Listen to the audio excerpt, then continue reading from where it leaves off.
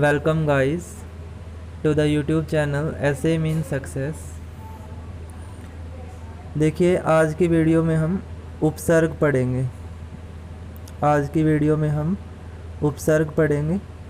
इससे पहले कल हमने समास किए थे। आज का टॉपिक हमारा उपसर्ग का रहेगा।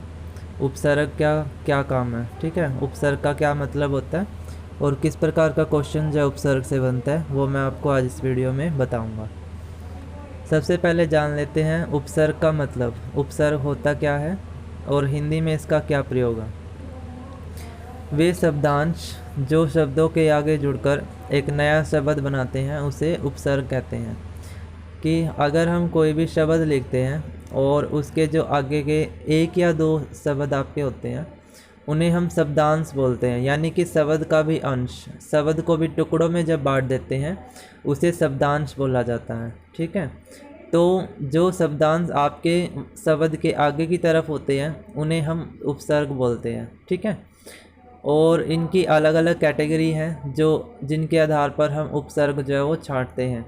आपको ये उपसर्ग पता होने चाहिए जो मैं आपको कैटेगरी वाइज बताऊंगा, ठीक है। अगर हम बात करें संस्कृत की, तो संस्कृत के उपसर्ग में कौन कौन से उपसर्ग आते हैं।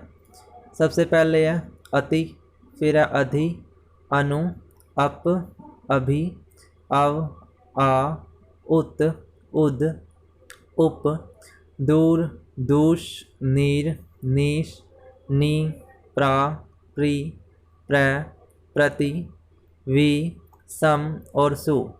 ये आपके संस्कृत के उपसर्ग हैं, ठीक है। मतलब संस्कृत भाषा के उपसर्ग आपके हैं जो शब्दों के आगे लगे हुए मिलते हैं, ठीक है।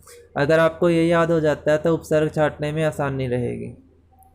इसी तरह से अगर हिंदी के उपसर्ग की बात करें तो उसमें आपके ए, अन, कै, कु, दु, नी, ओ, भर, सु, अद, उन, पर और बिन, ये आपके हिंदी के उपसर्ग रहते हैं, ठीक है। सभी का काम से यही है कि वो शब्दांश बनेंगे, ठीक है, शब्दों के अंश बनेंगे, ठीक है। और वो आपके शब्द का अर्थ को जो है बदल देते हैं। जैसे अब आगे है अरबी फारसी के उपसर्ग। उसमें अल, कम, खुश, गैर, दर, फील, बा, ब, बद, बर, बे, बिल, बिला, ला, सर, हम, हर, ये आपके अरबी फारसी उपसर्ग हैं, ठीक है। उपसर्ग का सिर्फ काम यही है कि शब्दों के अर्थ को बदल देना, उसके आगे जुड़कर उसका अर्थ बदल देते हैं, ठीक है, उसे उपसर्ग बोलते हैं, ठीक है। ये आपकी सारी अलग अलग कैटेगरी हैं। उसके बाद अंग्रेजी के उपसर्ग जो आपकी इंग्लिश लैंग्वेज से हैं वो कौन कौन से हैं। सब, deputy, vice, general, chief, head, ठीक है, ये आपके इंग्लिश के उपसर्ग हैं। देखिए भाई, यहाँ तक तो हमने यही पढ़ा कि उपसर्ग होते कौन कौन से हैं, ठीक है।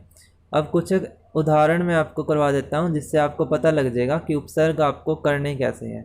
जैसे अगर मैं लिखूँ अत्यंत, तो अत्यंत का आगे का वर्ड देखिए ए और त है, लेकिन अत नाम से कोई भी उपसर्ग हमारा इस कैटेगरी में कहीं पर नहीं है, ठीक है। तो अत तो कोई उपसर्ग नहीं हो सकता, तो क्या उपसर्ग होगा, अति होगा, जो आपका संस्कृत का एक उपसर्ग है, ठीक है। आगे देखिए उद्भव। उद्भव भी आपके दो वर्ड अगर देखें, उद, तो उद भी आपका एक क्या है, उपसर्ग है, तो यहाँ से उद का उपसर्ग निकलेगा। विदेश में वी आपका उपसर्ग निकलेगा। अनमोल में अन आपका उपसर्ग निकलेगा, ठीक है। इस तरीके से आपको ध्यान में रखना है। सब जज लिखा जैसे उसमें सब लिख दिया, वो आपका उपसर्ग है। लापरवाह, ला, ठीक है, ये आपका कौन सा है भाई, कौन सी लैंग्वेज का है, अरबी फारसी का, ठीक है। तो इस तरीके से हम क्या करते हैं, उपसर्ग करते हैं। तो ये आपका पूरा उपसर्ग का ओवरऑल जो है वो कॉन्सेप्ट था, किस तरह से आपने करना है, ठीक है। मेनली इसमें यह ध्यान में रखना है कि आपके उपसर्ग की कैटेगरी में कौन कौन से उपसर्ग हैं, ठीक है। यही अगर आपके माइंड में रहते हैं तो आप उपसर्ग जो है वो इजीली छांट सकते हैं। किसी भी शब्द से उपसर्ग छांटना इजी काम होगा। इसका एक या दो क्वेश्चन बन जाता है। इसका उल्टा क्वेश्चन क्या बनता है कि अति से आप दो उपसर्ग, अति उपसर्ग से क्या शब्द बना सकते हैं, या उद उपसर्ग से आप क्या शब्द बना सकते हैं। तो उस तरीके से भी आपको ये करना होगा, ठीक है।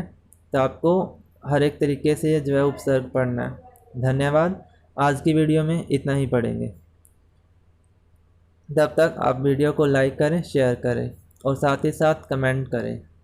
आपके चैनल एसएम इन सक्सेस को सब्सक्राइब करें। धन्यवाद।